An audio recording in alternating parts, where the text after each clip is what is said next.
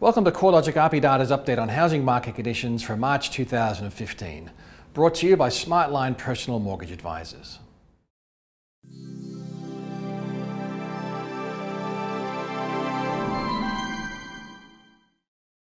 Last month we saw mortgage rates cut by a further 25 basis points, taking the average discounted variable mortgage rate down to 5.7%, which is the lowest mortgage rate since 1968.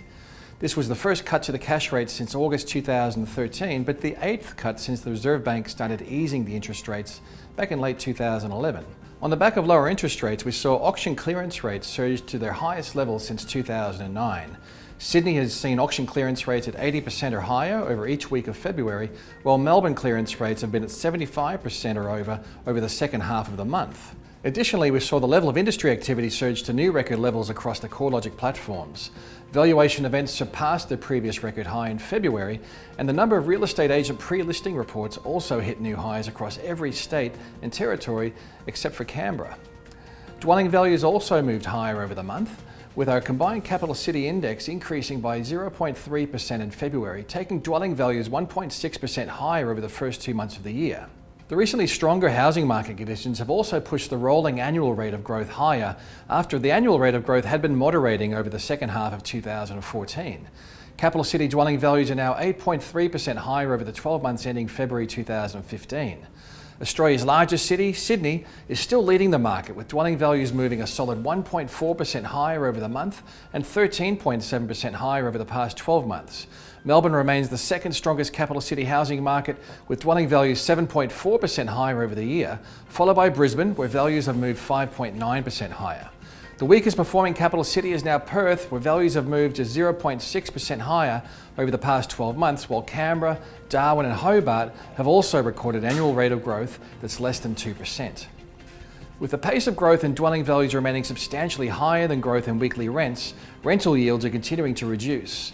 A year ago, the gross rental yield for a capital city dwelling was averaging 4.3%. By the end of February, the typical gross yield had eroded to just 3.7%. Over the current growth cycle to date, we've seen capital city dwelling values rising at more than 3 times the pace of weekly rents. The byproduct of such strong capital gains and relatively weak rental growth is that rental yields are being forced lower and lower. The lowest rental yields can still be found in Melbourne, where the typical house is showing a gross yield of just 3.2%.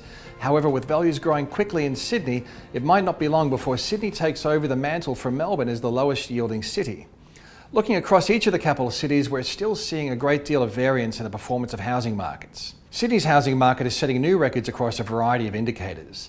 Dwelling values have increased by nearly 60% since the beginning of 2009, and they're up 13.7% over the past 12 months, while auction clearance rates set new record highs in February, reaching 86% over the third week of the month. Houses continue to show a stronger capital gain than apartments, with house values up 14.7% over the past 12 months, compared with unit values which have moved 9.5% higher. Investors have become the dominant sector driving housing demand in the Sydney market. Across New South Wales, investors now comprise 59% of all new mortgage originations, and the value of investment loans in New South Wales has increased by 34.1% over the 2014 calendar year. The rate of capital gain levelled in Melbourne during February, up 0.2% after recording substantial gains in December and January. Over the past 3 months, Melbourne values have moved 4.5% higher, which, despite the relatively flat reading in February, is the highest gain of any capital city over the past 3 months. Most of the capital gains are evident across Melbourne's detached housing market, where values have grown by 8% over the past 12 months, compared with a much lower 2.8% gain across the apartment market. Investor demand isn't quite as high as what is being recorded across New South Wales. Based on housing finance commitments excluding refinanced loans, investors were equally balanced, with owner-occupiers at 50.2% of the market. Brisbane's housing market conditions continue to languish compared with the performance of the Sydney and Melbourne markets, with dwelling values slipping 0.8% lower in February. Despite the low month-on-month reading, Brisbane remains the third best performing capital city on an annual basis, with dwelling values up 5.9% over the year. Thanks to the higher rental yields in Brisbane, the total return across Brisbane, which includes both capital gains and gross rental yields, is not much different to Melbourne's. Over the past year, the total return in Brisbane was recorded at 10.9% compared to Melbourne's total return of 11.4%. Houses are far outperforming apartments in Brisbane, with house values 6.5% higher over the past year, compared with a 0.5% gain in apartment values. Adelaide dwelling values are increasing at a pace that's only slightly higher than inflation. Over the 12 months to the end of February, Adelaide dwelling values were 3.4% higher, and over the past rolling quarter, values had increased by a relatively flat 0.8%. Similar to most other capital cities, house values are increasing at a faster rate than unit values. Over the year, house values have increased by 3.6% compared with a 1.7% gain in unit values.